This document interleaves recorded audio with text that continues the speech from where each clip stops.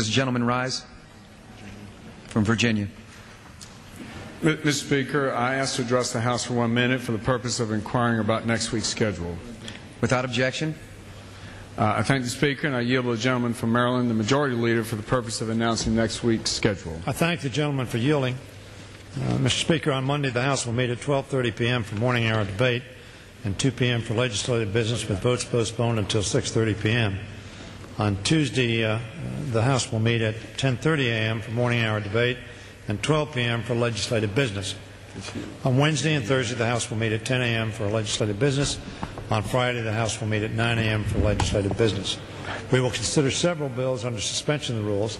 The complete list, Mr. Speaker, will be, as usual, disclosed by the end of business today. In addition, we'll consider H.R. 2920, the Statutory Pay-As-You-Go Act of 2009, the 2010 Transportation, Housing, and Urban Development Appropriations Act, the 2010 Labor, Health, and Human Services and Education Appropriations Act, and possibly the Food Safety Act, Enforcement Act of 2009. In addition, members ought to be advised that on Tuesday, July 21st, we will take the official photograph for the 111th Congress. What time? Now, we don't have it. During the first set of just got my advice and counsel from my counselor here. We don't have a time on that, but we will try to give members time for that as soon as possible. I imagine it will be sometime after the first votes. I thank the gentleman for yielding. I thank the gentleman. I would, Mr. Speaker, I would ask the gentleman if he could give me some indication of the progress on the offer of compromise to move forward on appropriations bills to get us back closer to what has been the precedent of this House in terms of open rules in consideration of expending taxpayer monies, and I yield. I thank the gentleman for the question. As the gentleman knows, he and I discussed this issue.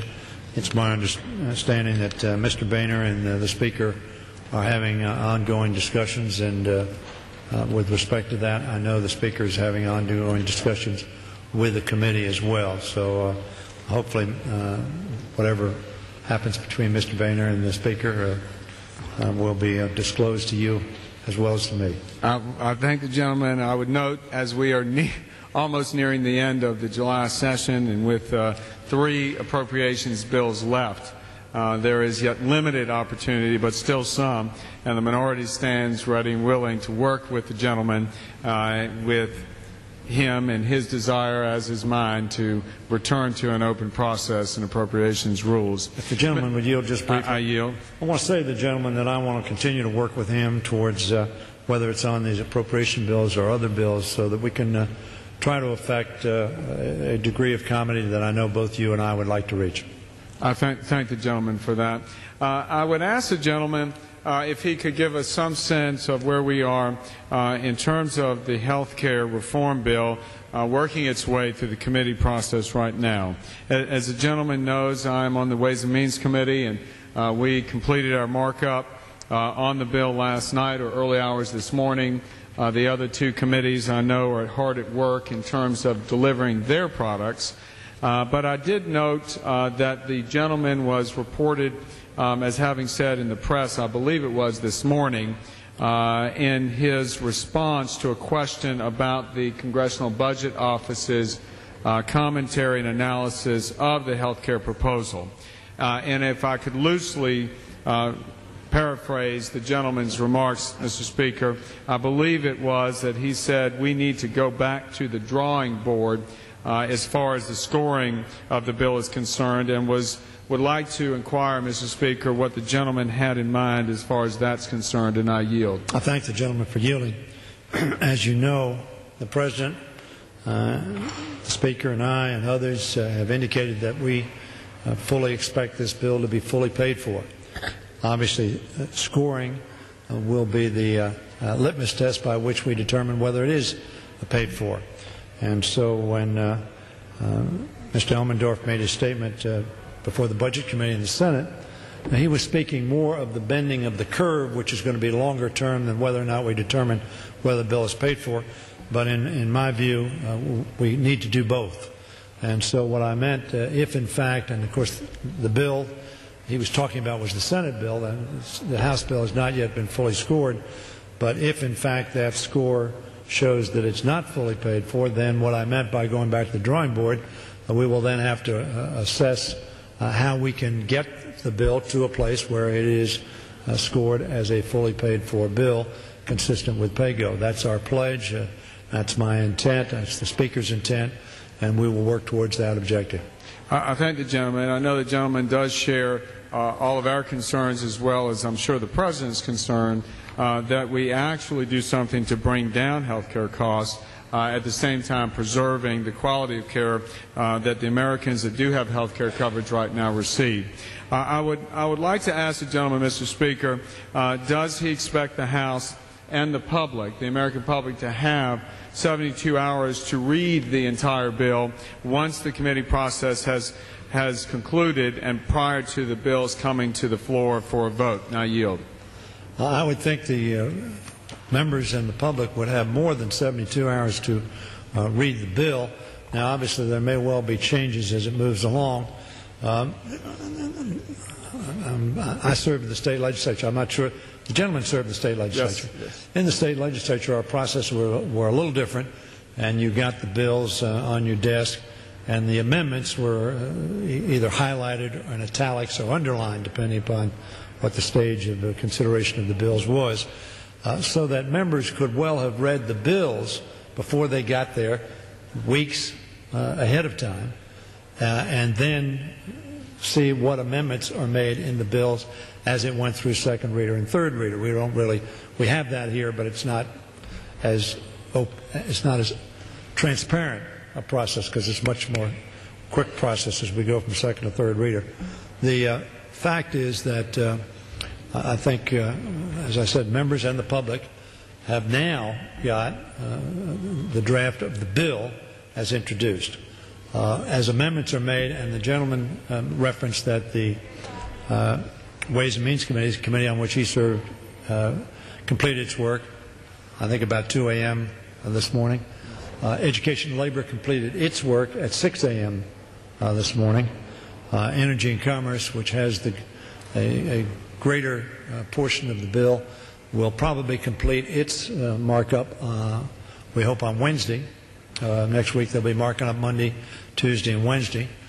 We expect there to be a substantial number of amendments offered. I don't know how many will be adopted, changes in the bill. The point I want to make, therefore, is that when we say that this bill, however many pages it is, 500, 1,000, 1,500 pages, however long it is, essentially most of that bill is ready for review as we speak.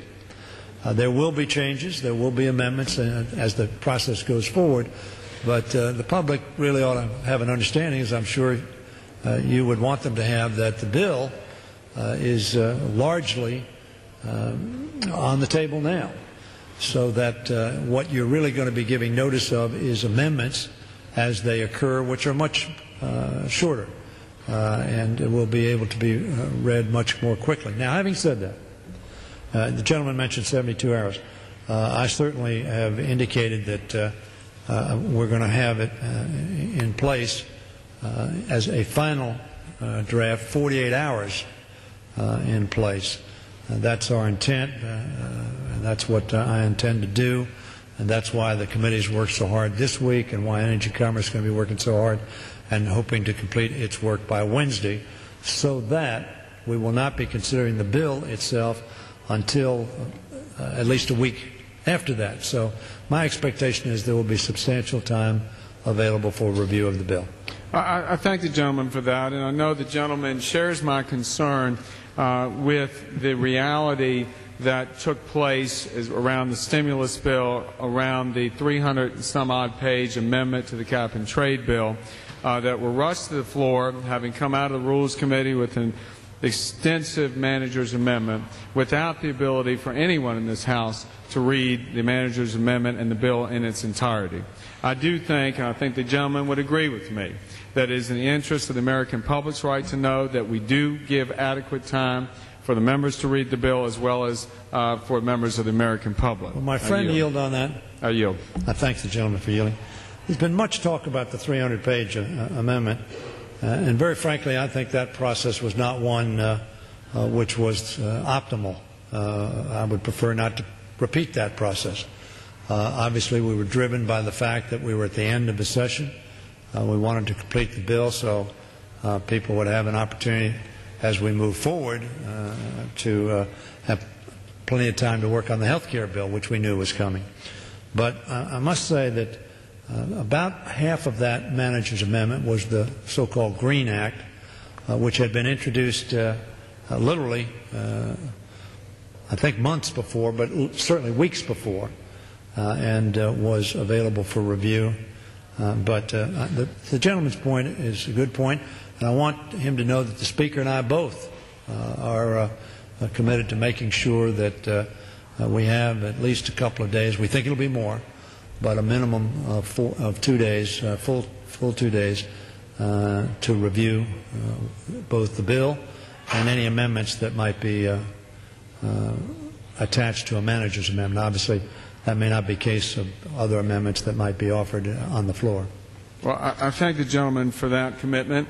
Mr. Speaker, I would then turn to the issue surrounding the stimulus debate and really a related issue to what the gentleman had referred to as far as the scoring in the health care bill, and that is the continuing concern over the exploding debt in what we are doing in this Congress, and the impact that expanding the debt load of this country will have on America's families.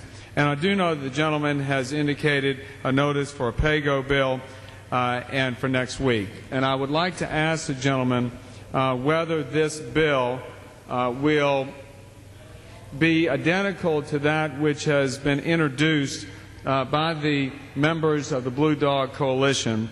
And I think the chief sponsor on that bill might be the gentleman from Indiana, Mr. Hill, and I yield. Mr. Hill, I was a co-sponsor of that. Matter of fact, I introduced the bill.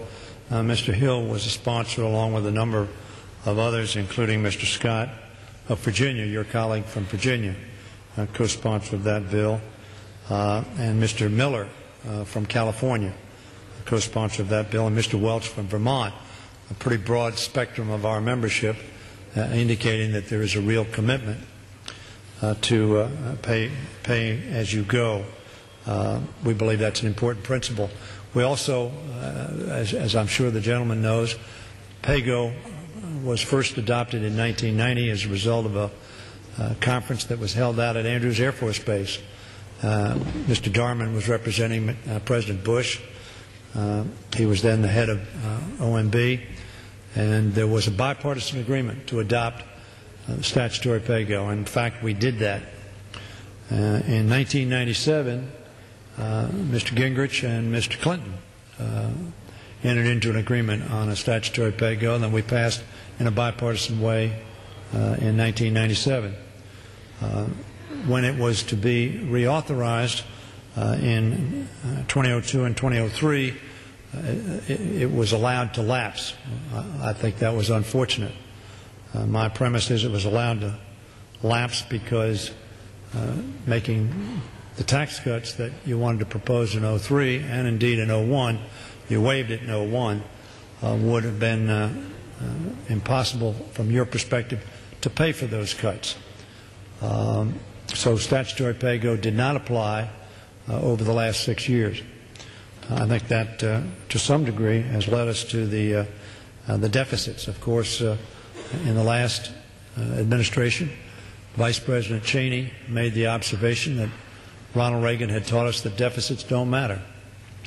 I think the Vice President's observation was certainly not right in terms of that Ronald Reagan had taught us that deficits don't matter, but Ronald Reagan certainly taught us that deficits add up and create large debt. And so we went from, as you know, I like to say so often, a $5.6 trillion surplus in January of 2001, which President Bush observed was the estimate in March of 2001, to what is now an $11 trillion debt. Unfortunately, because of the status of the economy, we've added to that. I believe, and I think my colleagues believe, that this is a critical problem, and I know you agree as well, that we have to address. We believe this is one way to do so. It was helpful in 1990 when it was adopted in a bipartisan way. It was helpful in 1997 when it was adopted in a bipartisan way.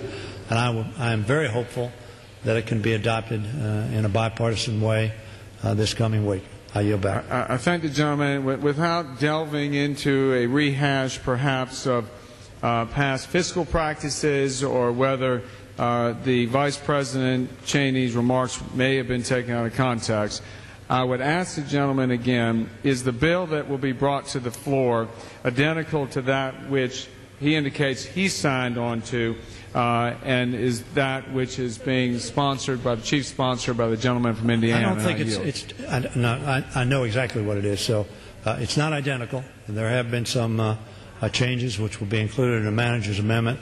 I will make sure that that manager's amendment is available no later than Monday. Essentially, what it does is it ensures that it is consistent with the pay-go rule that we have here in the House. It does somewhat modify it as to the tax cuts that will be affected, that will mirror the budget that was adopted by this House earlier this year. It also directs that CBO scoring be controlling so that we have a neutral arbiter, not an administration, whether it's a Democratic or Republican arbiter, as to what, in fact, the costs are. So I think those are the major changes that I think make it more consistent with what the House's position has been in the past. I thank the gentleman. I would just end my comments by indicating that I have read some reports which say that, perhaps inaccurately reported or not, that the bill that you expect to come to the floor will not include a discretionary spending cap. The cap certainly would be a necessary thing to limit the double-digit increases that we're seeing in spending in this Congress and the appropriations bills that have been coming to the floor. So I would indicate to the gentleman that we certainly would be supportive of those type of common-sense spending caps. And I yield. That's very interesting. They weren't in 1990, they weren't in 1997, and they weren't in any proposal you've made to date. I yield back. I thank the gentleman. The gentleman knows we are in extraordinary economic times, and we've got tremendous job loss, and we've got a debt burden that continues to amass that may very well impact the ability for an investment-led recovery. So I would indicate to the gentleman we stand ready to work with him in trying to return to some sense of fiscal sanity in this body. With that, Mr. Speaker, I thank the gentleman very much, and I yield back my time. Mr. Speaker. Gentleman, for what purpose does the gentleman rise? Speaker Crowderville, I ask unanimous consent that when the House adjourns today, it adjourn to meet at 12:30 p.m. on Monday next for morning hour debate. And further, Mr. Speaker of Crowderville, when the House adjourns on that day, it adjourned to meet at 10:30 a.m. on Tuesday, July 21st, 2009 for morning hour debate. Without objection.